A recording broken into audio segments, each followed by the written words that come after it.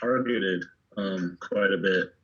And that's, people with money, people with retirement savings tend to be targets of scammers. And, in this day, Bitcoin, cryptocurrency has been one of the primary means that scammers use to target vulnerable people and anyone.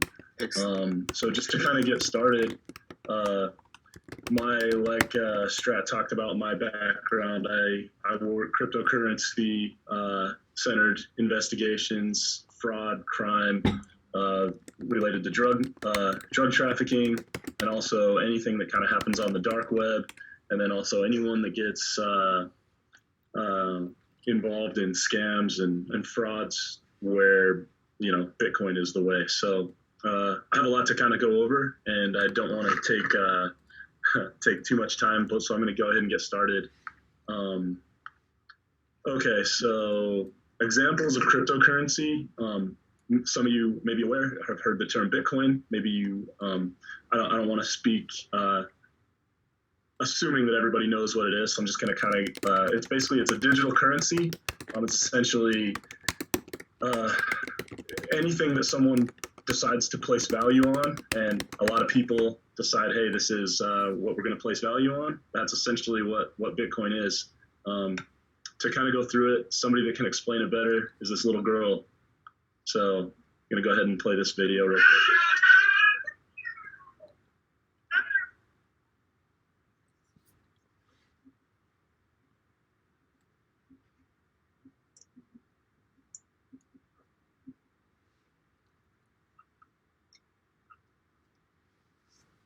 We seem to have lost the sound there. Oh, let's see.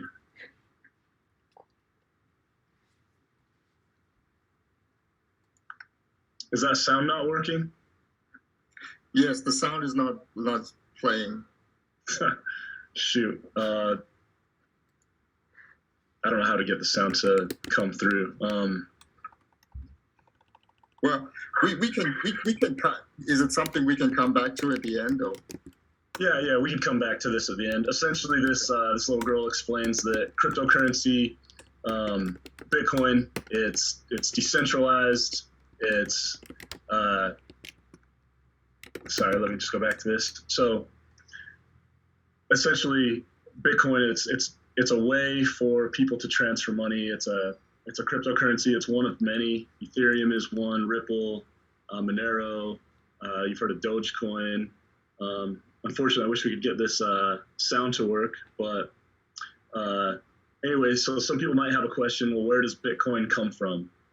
And it comes from Bitcoin mining, which is essentially, again, there's another video that would explain it. If the sound doesn't work, it's not going to do too much good. But do you want to try stop sharing your screen and then loading it up again? Maybe. Yeah, I can try that. Yep. Let's try that. Okay. And whilst you do that, I'll just remind folks, thank you very much for your patience with us. If you do have questions or if you do have comments, feel free to post them in the chat section of the chat. And then as we get to the end of the presentation, we'll look at those questions and look to provide some answers, or we'll invite you to ask your question live directly to Brent. All right, I'm going to try this, see if the sound works on this second video.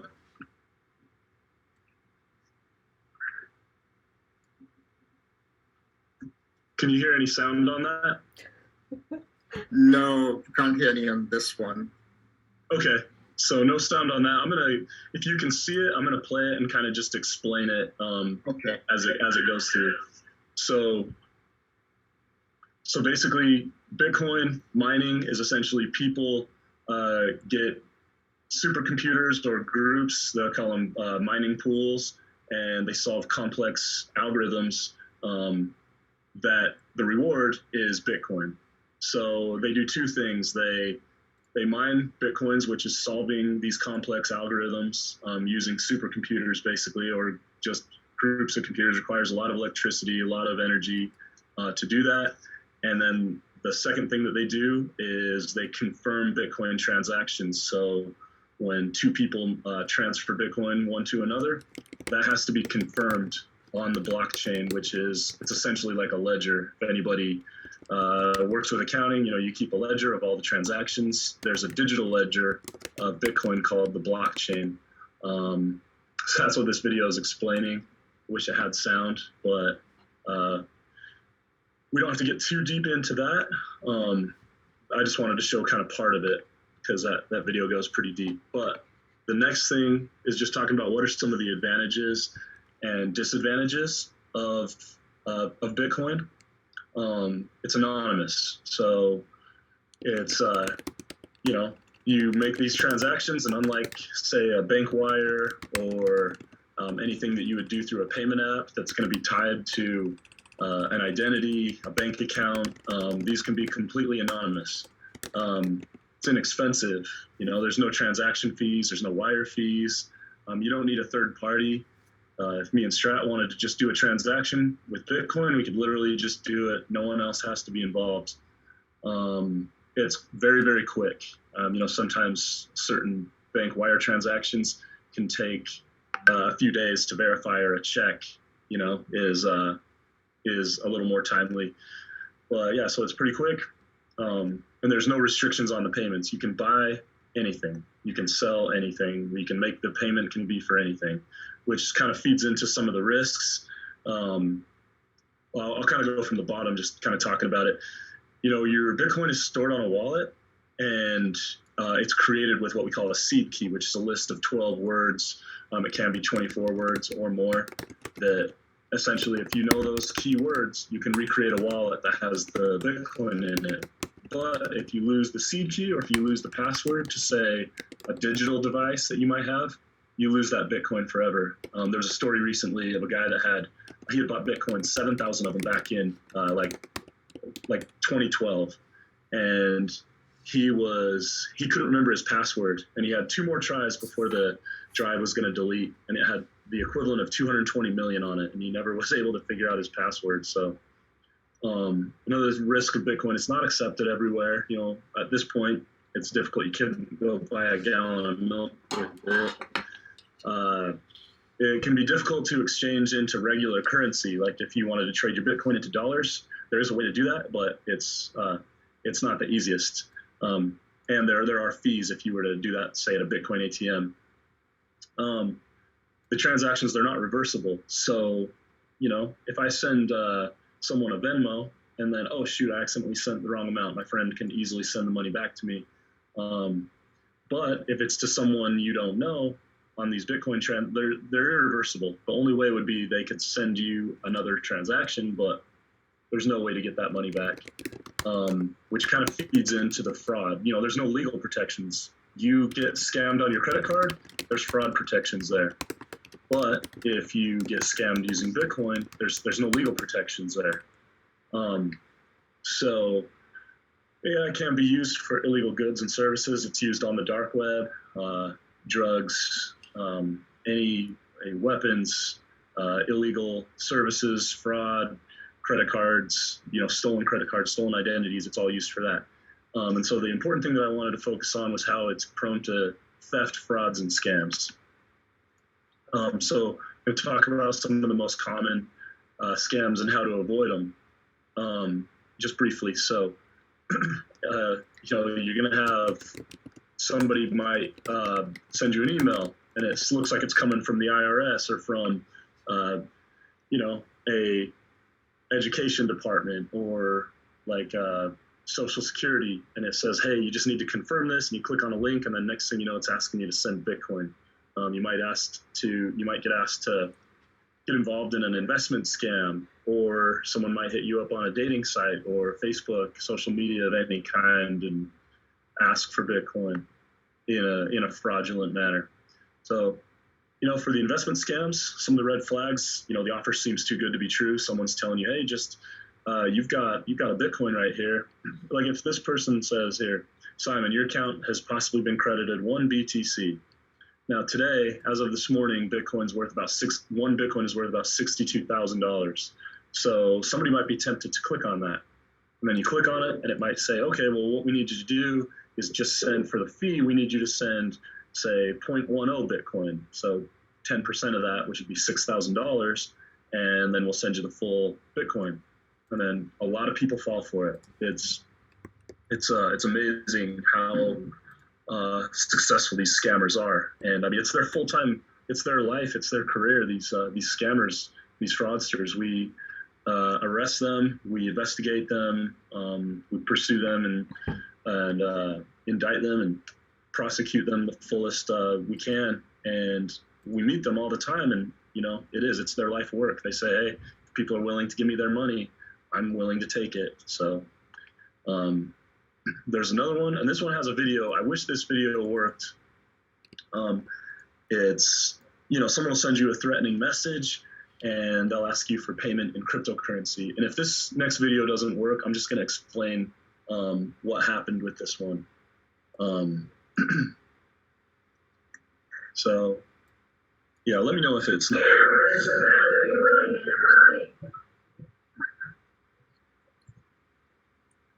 Unfortunately not. We're also not getting the sound on that one. Okay, well, that's unfortunate. It might show some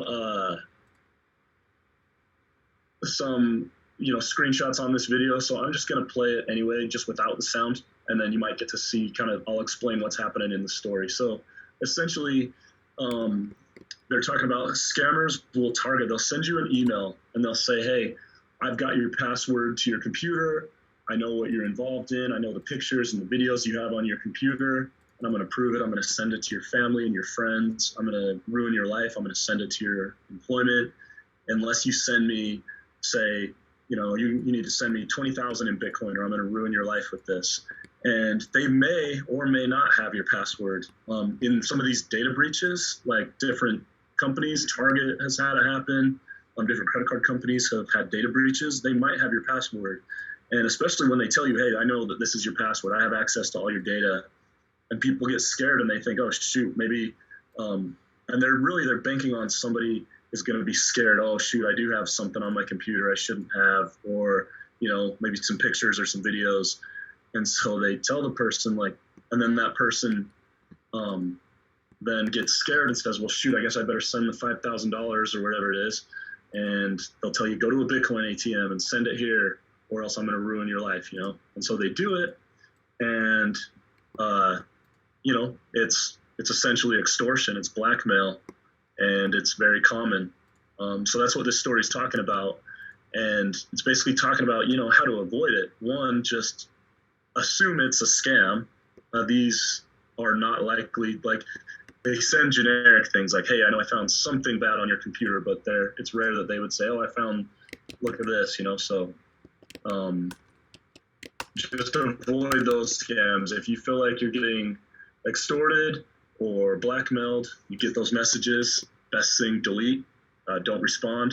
Because these guys, these scammers, if you don't respond, their time's precious too. They're not going to waste it continuing to harass you. They want to go and find the next person that will actually give them money. So that's essentially what that story was about. Unfortunately, I wish you could hear it. So then it leads into my next topic, which is romance scams. This is the last thing I was going to talk about. This is the one that we see so frequently. It's very sad.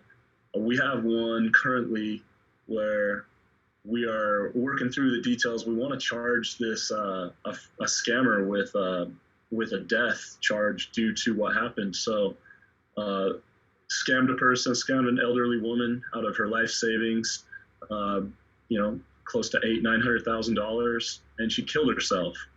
And she was so distraught and devastated over the whole thing.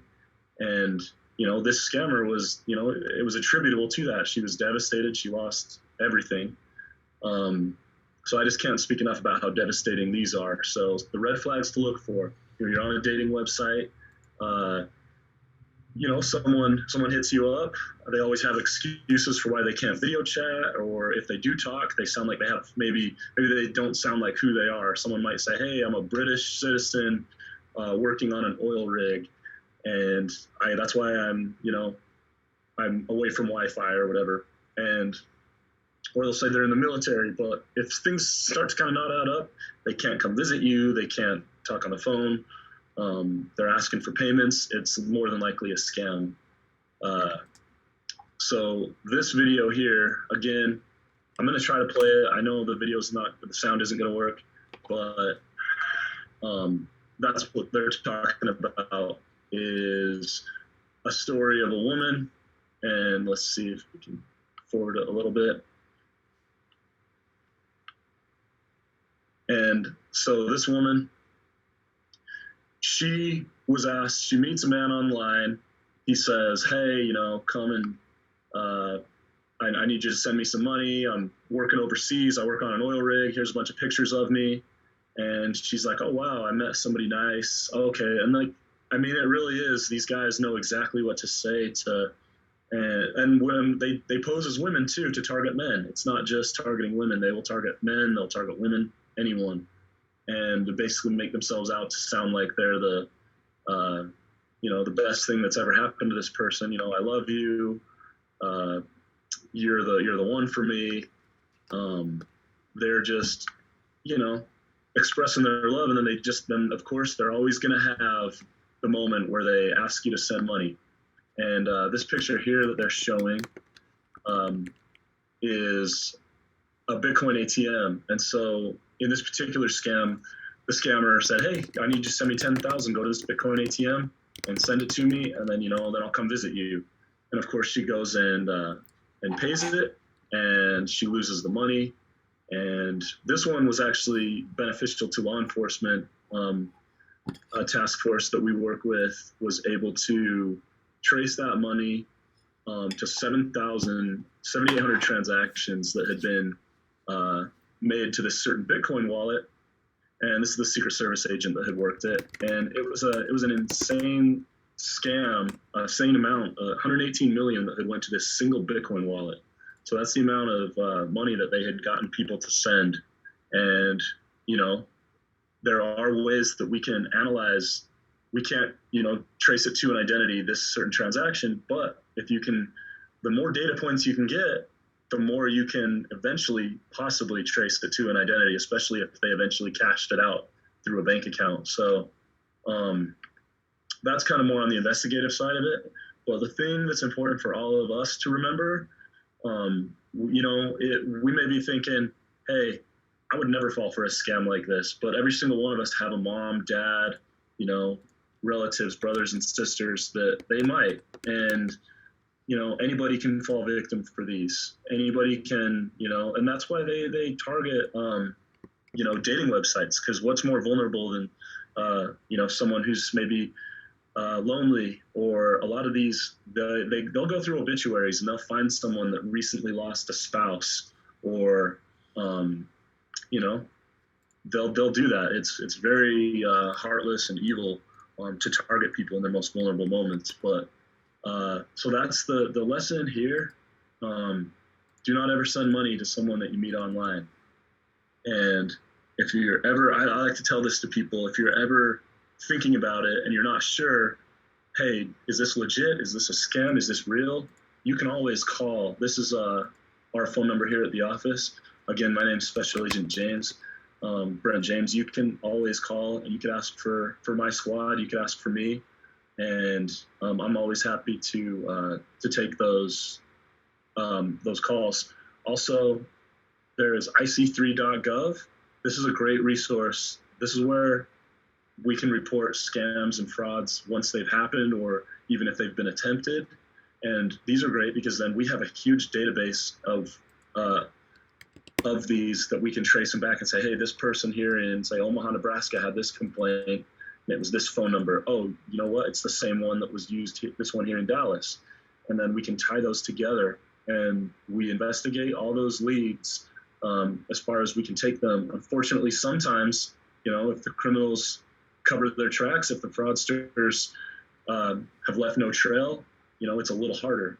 But you'd be surprised how often they do leave a trail, because eventually you have to turn Bitcoin into real cash if you're in these fraud schemes. So that's all I have for this presentation. Again, I'm sorry about the audio, but I'm happy to take any questions. Strat, we turn time back over to Strat. Absolutely. Thank you very much. That's really great information you shared, because I too, Bitcoin is something that I believe is mysterious to many of us. We hear a lot about it, but I get a lot of questions. Is it real? Is it safe? When does it make sense to use it, etc. So I'm glad we've had this opportunity to hear from you and to hear all the dangers associated with Bitcoin. And just also want to re-emphasize that point. It's really important to report if you do come across an issue. Let's take some questions. So we got a couple questions in chat. Please, I invite you, if you do have questions for Special Agent James, to please pop them in chat and we'll look to answer them. So the first one here, it comes from Howe. Apologies if I didn't pronounce that properly. And he says, I've just been scammed. Is there any way to chase the money back? I guess, is there any way to recuperate the money that he's been scammed out of? Okay, so the answer to that question is, and a lot depends on whether it was cash, say from a bank account, or whether it was Bitcoin. The quick answer is there is something that we call the financial fraud kill chain, which is, these banks, they've become aware that a lot of frauds happen through their money transfer methods. And so if you get in touch with us soon enough, we can contact, or you can contact the bank. The first thing to do is to contact the bank and say, hey, that money I just sent, that was in error. I need to cancel that. That was fraud. And if we initiate that financial fraud kill chain quick enough, there is a chance to get that money reversed on a bank wire. On Bitcoin and any cryptocurrency, it's less likely. It's impossible to reverse the transaction. The best we could do at that point is to investigate and try to find, like in that Secret Service case that we just showed, is that money going into a wallet that we'll be able to investigate. So that's the short answer to the question is, first contact the bank very quickly, let them know this was fraud, and then contact us. Excellent. Another question here from Alethea Henderson. She asks, can you give an example of the type of illegal goods and services, I'm assuming that are used, that Bitcoin's used to purchase? Yeah. Okay, so I'll give you a few examples really quick. The number one thing is drugs. Any type of drug is sold on the dark web and paid for in Bitcoin. Another thing is stolen credit cards. There's a lot. You can buy a bulk. Some of that, though, is very much like someone will get online and buy 30 credit cards for $300 and then try to buy Burger King with it. And, or sometimes they'll try to buy a big expensive, Nordstrom shopping trips with it. So you can buy stolen credit cards online, stolen identities, fake IDs. You can buy weapons. People try to buy handguns, long guns. We had a guy trying to buy grenades from a person over in Afghanistan that had said that they came upon a stash of stolen U.S.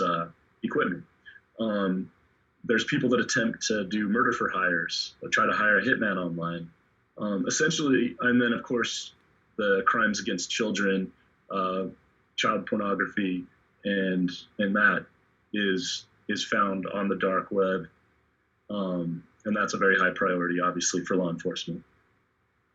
Great. I'm going to invite Jay Compton, if you'd like to come live and take yourself off mute and ask your question.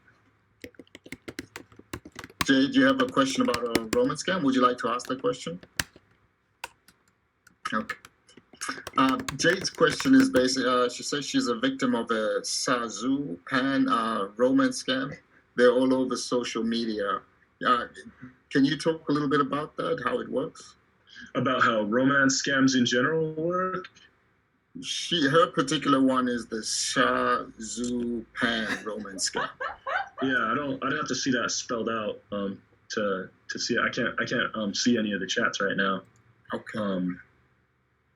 Okay, we'll move on to our next question. Excuse me. So Sajupan scam, it's called in English is a pig butchering scam.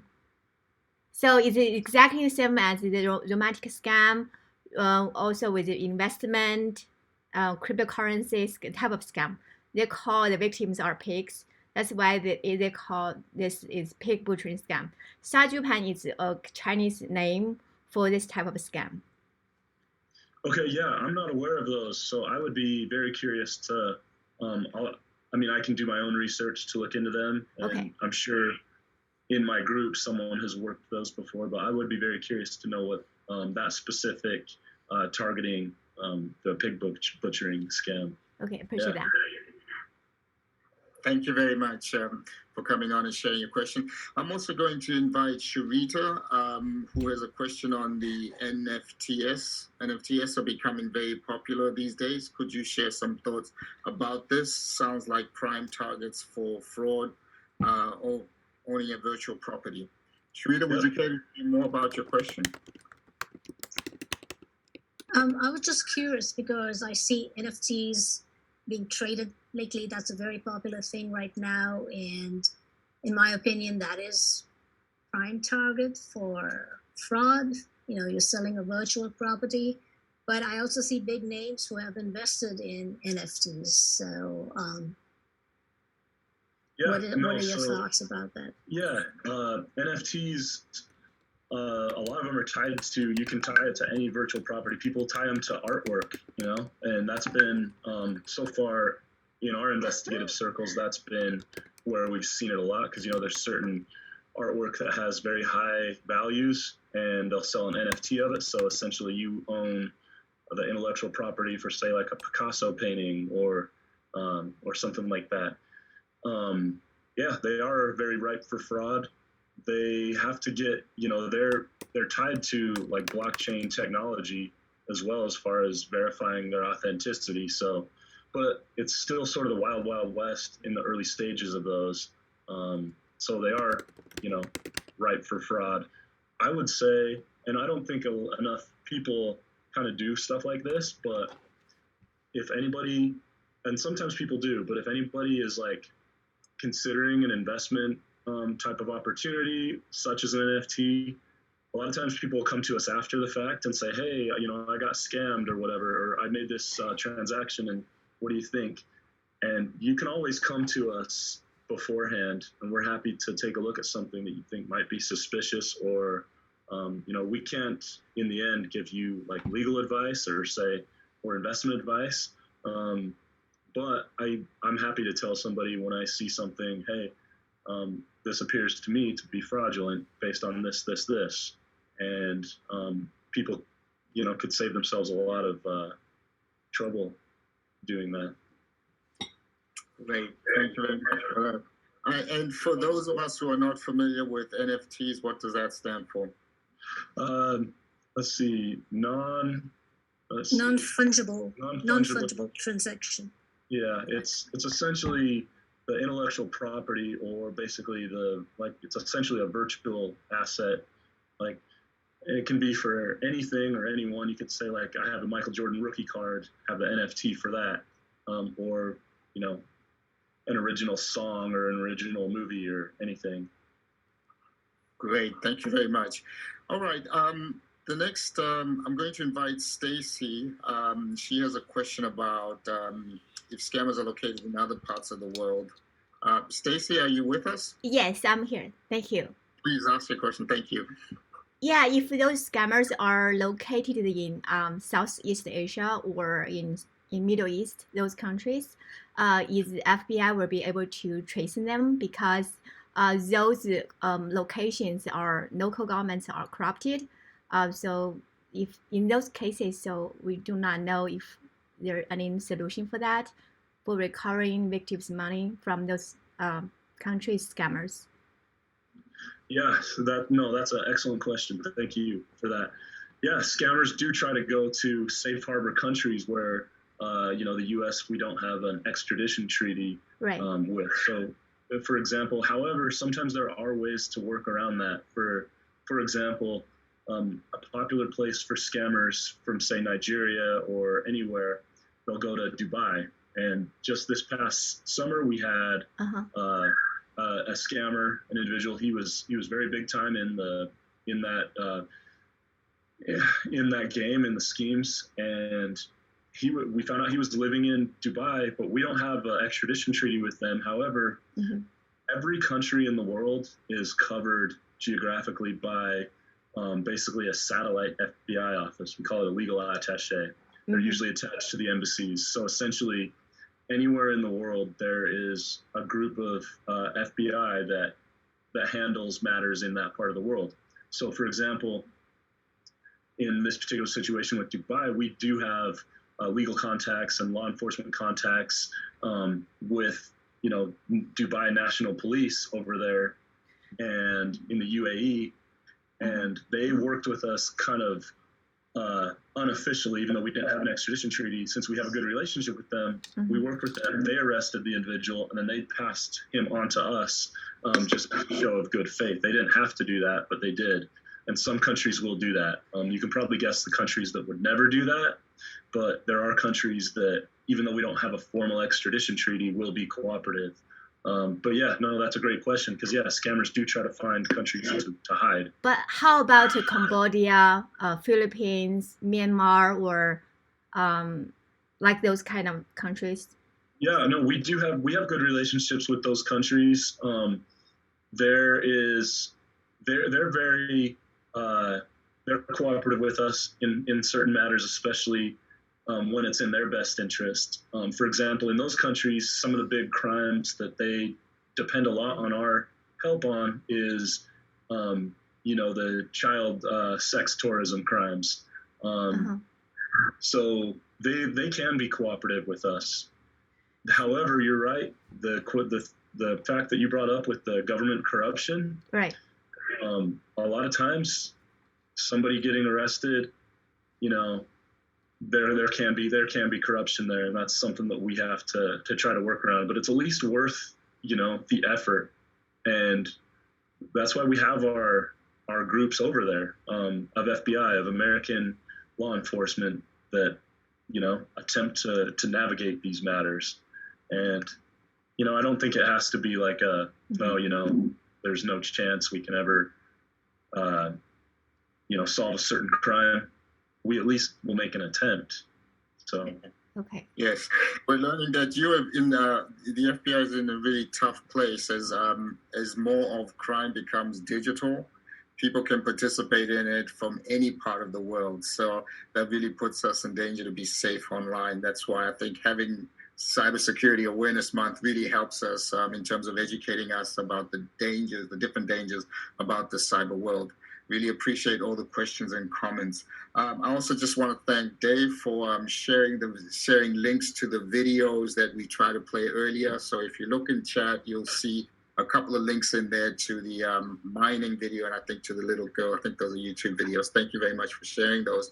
Just a few more questions before we wrap up. I'd like to ask, so cryptocurrency, are crypto transactions completely private, or are they able to be traced or tracked by anybody, by the public? Okay, yeah, so it was like we talked about, anytime there is a transaction made, it goes in the online ledger, which we call the blockchain, and you can see those transactions. So you could see, oh, this wallet has received these transactions. And so what that can be helpful to is, say you see a transaction, it goes into this wallet, and then you see, oh, this transaction went into another wallet that was then cashed out through a bank. If you know that bank that it cashed out at, you could actually, or financial institution, there is a possibility that you could, that bank could have transparent records and say, oh, yep, we know who it went to. But if a criminal is very conscious of being, hidden with their transactions, then there's really no way to de-anonymize the Bitcoin wallet unless it ever hits something sort of real world like a bank account. So, yeah. And do you think cryptocurrency will ever be considered or is considered legal tender? Yeah, so something interesting about that. So El Salvador is the first country recently that has actually made it legal tender in their country. Their official currency for the country is the US dollar, but they made Bitcoin legal tender, so every business is allowed to accept it legally. I think there will be more and more countries that kind of go to that. It's going to be slow, but I really do think it will, because Bitcoin is not going away. Cryptocurrency is not going to go away. It's always going to be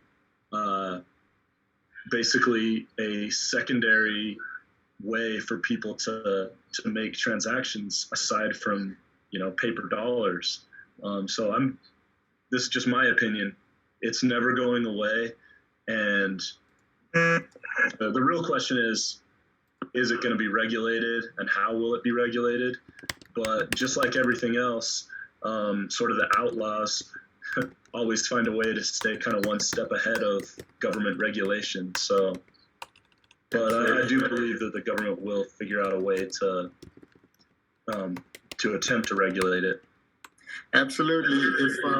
If a scam or a fraud makes money for the fraudsters, it'll stick around long, and it won't be long before it happens in our own neighborhoods. So I really thank you for your time. I'd like to thank our special guest, Special Agent Brett James with the FBI LA High Tech Organized Crime Squad, for sharing with us what he's seeing in Bitcoins, as well as providing some real great insights how we can stay protected and things to look out for. I also want to thank all of you for joining our conversation today and sharing your comments and your questions. I hope you will join us next week for another conversation with the FBI, the Federal Trade Commission, as well as the U.S. Attorney's Office, as we discuss how they are going about combating frauds and scams and trying to keep us safe. In the meantime, if you do have any questions about frauds, please contact our AARP Fraud Watch network. You can reach them at 877-908-3360, or visit us at the AARP Fraud Watch network at aarp.org/Fraud Watch network. Special Agent James, would you like to share any contact information where folks can follow up and receive if they have any questions around cryptocurrencies or need more information? Yeah. As far as getting in touch with me, like if you ever have any scams to report, frauds, the 310-477-6565, that's our office, and you can always get a hold of me that way, or any agent. And then ic3.gov has great resources for avoiding scams and frauds and reporting scams and frauds. The FTC.gov website also has resources, FBI.gov. There are a lot of resources for people to go to. I hope that, we can help our families and loved ones and ourselves to avoid getting defrauded. Thank you very much. And thank you all for joining us. And that concludes our conversation today. Bye-bye. Thank you.